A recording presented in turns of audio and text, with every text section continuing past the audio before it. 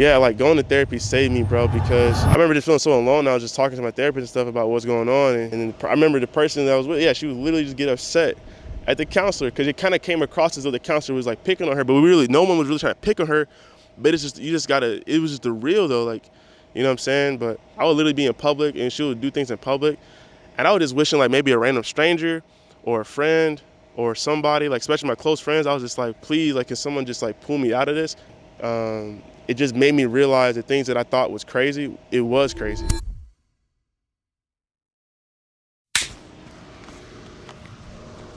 I look bright as heck. Oh my gosh. No, yeah, I just want to talk about basically things that I experienced and how I got divorced in 3 months, and then how like the things I wish I would have did, the things I wish I would have did differently, and just my experience. And yeah, how basically like I was married for only 3 months, and then we ended things in 3 months. And what I wish I would have did differently, you know what I'm saying? So first thing first, to get some context, person that I'm talking about, met this person on TikTok, and we basically was, moving way too fast. And I think for us, or for me at least, I can say this is like, I was in a beautiful relationship before her. It was my only real serious relationship that was like 3 or 4 years long. And I wasn't truly healed from that. And I wasn't really ready to move into something else serious, especially because I just take relationships very serious in the terms of just like being a good partner and just being loving and caring and trying to do the things that you're supposed to do. And for me, I realized like as I was in this new relationship that I moved on way too fast and I didn't give myself time to myself, and I wasn't comfortable being alone. So I wish I would have definitely had given myself more time, because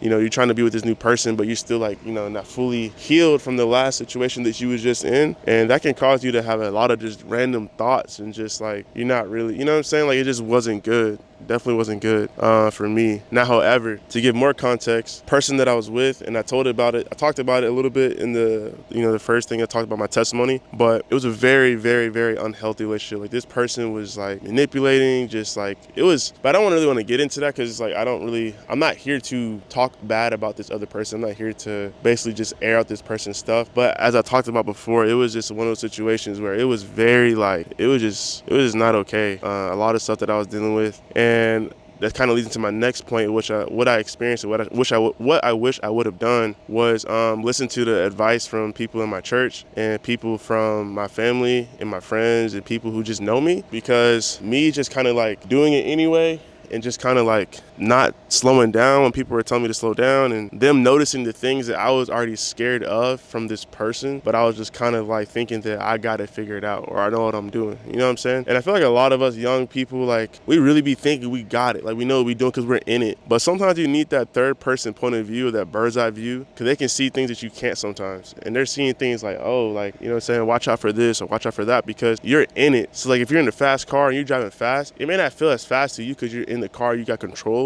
in a sense, but to everybody else around you, bro, you're flying, and that looks dangerous. And it's like, that was basically what was happening to me, man. And I still stayed in it, even though I knew that I deep down was like trying to listen to people's advice. But one of the things that this person was doing, like anytime I talked to my mom, or it was creepy, but like anytime I talked to my mom or anybody, she would always ask, like, what am I talking to them about, whatever the case is, because say something just happened, right? Say like an argument just took place, and she would be scared that I'm telling them like what she's doing to me, or how even her mom and her family were like doing things that just didn't sit right with me. And she would always want to make sure her image was like this perfect image to my family, even though they already were knowing things because they were seeing things, and I was still telling them certain things that were taking place that were just scaring me to the point where I'm like, I think I should leave this situation. And before we even got married, when we was engaged, there were so many things happening that were pushing me to the point where I was like, yeah, I remember the night that I almost left, I almost got a ticket home when I was over where she was at. I literally told her, I said, I think this is unhealthy for me. I don't think this is for me. And I try to do it in the most like just straightforward, just like, this is not for me. I don't think I want to just keep playing with it. I think I'm gonna get my flight home. And she talked me out of it. She was like, no, like, please don't go, da da da. We have our first premarital counseling session tomorrow. Just see how you feel after that, please. We put so much time into this. Number one, that didn't make sense because there wasn't that much time that we really put into it,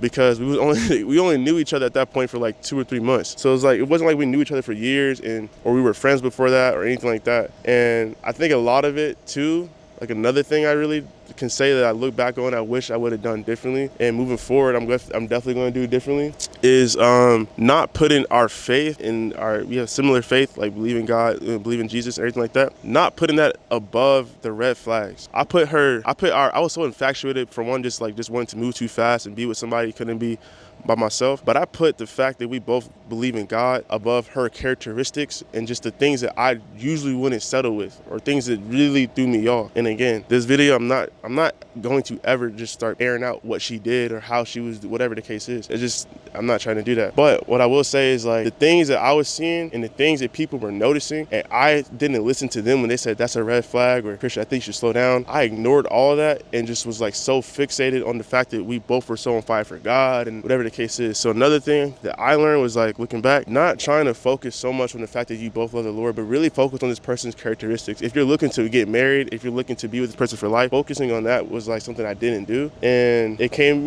back to bite me, because I went through a lot of mental stress, mental abuse, and just all types of stuff that I wouldn't wish on nobody. And yeah, like that was definitely one of the things that I really wish I would have done differently, because it wasn't smart on my end, bro. It definitely was not smart, definitely not smart on my end. And yeah, one of the last things, like, that definitely kind of just was like, I really wish I would have, like, understood, was that, for one, there's no rush. Like, I was rushing into this. Love is patient, love is kind, you know what I'm saying? We all know that, 1 Corinthians, and it's just like, I was moving off of just wanting to move fast. And the reason why I can say that is because when I was staying over there, or whatever the case is, you know, we all fall into sin, and me and her, I fell short together, if you know what I mean. And because we did that, we thought, oh yeah, let's just go ahead and get married sooner and faster, because we don't want to keep dishonoring God. So we went ahead and just got married way faster than we were supposed to, because we already had a conversation. Because this was after the fact I said that I was going to go home. This is like when I told you I said I was going to take a ticket home. We went to our counseling session. We felt like things kind of got a little better, but we had both agreed, and I was telling her, because my people was telling me, Christian, you slow down. The elders in my church were telling me, slow down. Everybody was telling me slow down, because they know who I am, and they know how I operate. They know how I deal with, like, women in a great way. And it's like, you are in something that you really I think you should really either reevaluate or just really just take your time, because what you're experiencing is not okay. And I think you should just take your time, slow down, whatever the case is, there's no rush. So we agreed to that, and we was going to do like a 6 months check-in on, like, okay, should we still get married, blah, blah, blah. Didn't do that. I didn't listen. I didn't freaking listen, bro. And for me, I was just like wanting to move so fast. And then again, we fell into sin. And then we thought, yeah, let's go ahead and get married, because, you know what I'm saying, we fell and we want to just honor God. And that was, looking back, that was such a not a good move on my end. And I was looking back on that and being like, dang, like, just because you fell into sin does not mean now, like, just because you actually had sex with this person or whatever the case is, y'all fell short, that doesn't mean now you just rush the process. You know what I'm saying? That means you just need to go deeper into your word, talk to people around you, set boundaries, whatever the case you got to do to prevent yourself from falling into sin before y'all are married. And for me, I don't know why I didn't do that. I just went ahead and just like moved too fast and was like, yeah, let's do this. So it was crazy, bro. I definitely don't recommend doing that. I recommend people take their time, and definitely, again, if you're experiencing a lot of like mental abuse, especially obviously physical abuse, but for me, I just knew what I was experiencing wasn't normal, and I was just trying to see the benefit of the doubt in this person so bad, to the point where I'm taking in stuff that I've never experienced. I started falling into a depression. I'm in therapy at the time, and and I believe in therapy 100%. As a black man, I'm telling y'all, therapy is good, bro. Therapy it literally saved me, bro. I'm not gonna lie. And then, like, we were in marriage counseling. I believe in that, and I think that's really the main thing that was kind of helping me, because at first I felt like I was alone. Like, even my friends and family, like, yes, they were like giving me advice, but they never wanted to really step into my relationship situation, because it's like, it's your relationship and they don't want to like interfere with that. So eventually, I was in therapy, and it was so helpful, because at first I was thinking like things that she was doing that was scaring me and throwing me off. She would try to explain herself, because she couldn't take accountability, which was one of the biggest things that really was hurting me, because it was like anything I would say or anything I would tell her, like, hey, like, I don't think you should do that, whatever the case is, she would have a reason to do it, or she just couldn't take the fact of taking accountability, which really led to the divorce. Like, that was what really kept piling up, and it just was like, it was killing me, bro. 'Cause I feel like I had no voice, couldn't really say much, I couldn't really talk to nobody about things, and it really just led to, like, inevitably getting divorced, whatever the case is.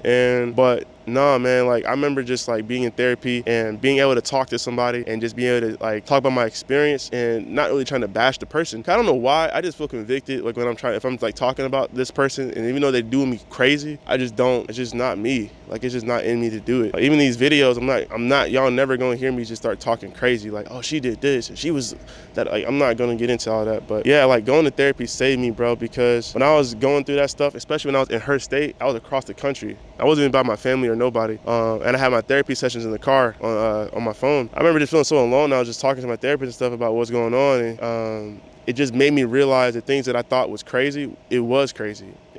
And they were like literally telling me like, no, like this person's moving in an adolescent state. This person's doing this, and this is not okay. Keep continuing to dismiss your feelings. They're deflecting. They can't take accountability. All the things that I was already feeling like I knew, and they were basically validating it. And then even in our marriage counselor was like asking about the experiences that we were dealing with. And I remember literally I was like telling the person like what was going on, and she was just like, yeah, like you can't do this to him. Like what you're doing is like, it's not fair, and it's not okay. And it's coming from this person's past trauma that they're putting onto me in a healthy relationship. Basically, the lady was basically telling her, in short, you're self-sabotaging what you got going on with a good man, and you're like, it's, you know what I'm saying, it's because of like, you need to work these things out in yourself first. And then I remember the person that I was with, yeah, she would literally just get upset at the counselor, because it kind of came across as though the counselor was like picking on her, but no one was really trying to pick on her.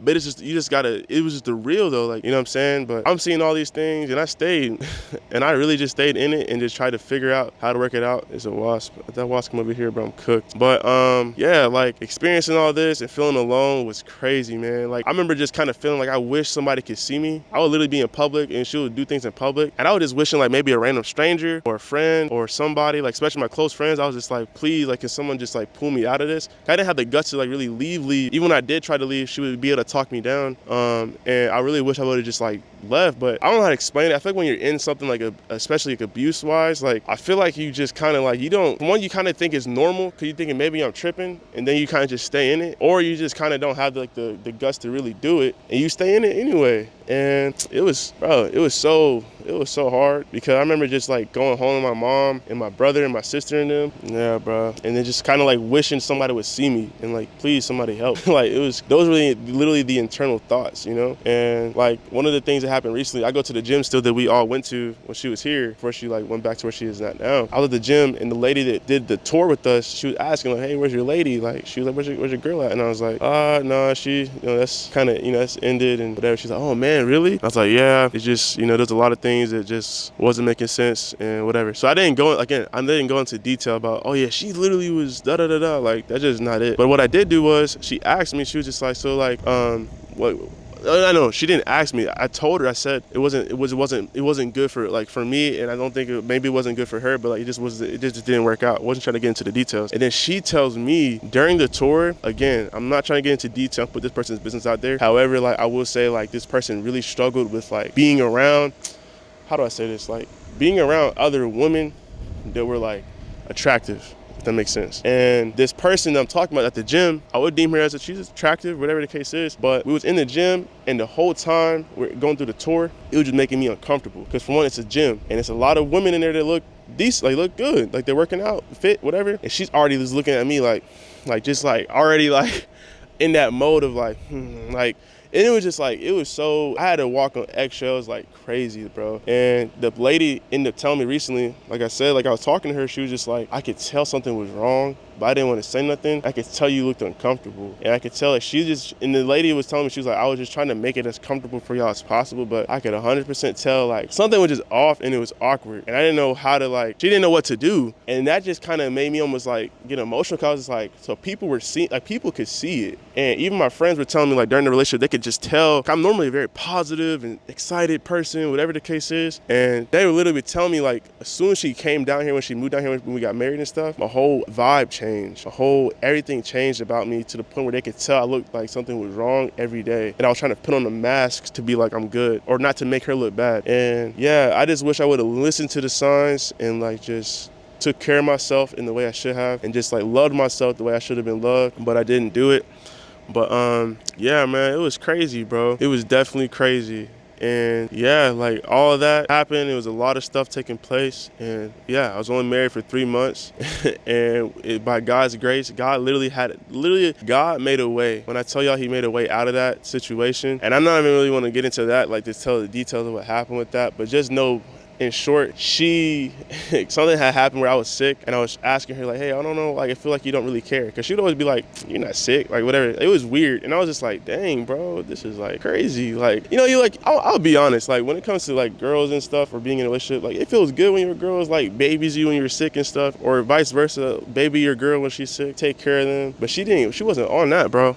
She was not on that for real. And I was just kind of asking her nicely, like, hey, like I feel like, and that turned into an argument. She got defensive. And I was just kind of like, if something's getting heightened like that, I always say, hey, let's just take some time apart, whatever the case is. I'm gonna go edit some videos. Long story short, she couldn't take accountability for what she was dismissing my feelings so bad, where she packed up her whole car, said, you're doing this to me. And it's just like, again, another like situation of like manipulation, or just like, it just wasn't making sense. I was like, what do you mean? Like, I was asking you to take what I'm saying like seriously. And she just ended up leaving, and it was just crazy, bro. It was a whole episode, and by God's grace, I was okay, and it ended, and I was just like, yeah, it was crazy, bro.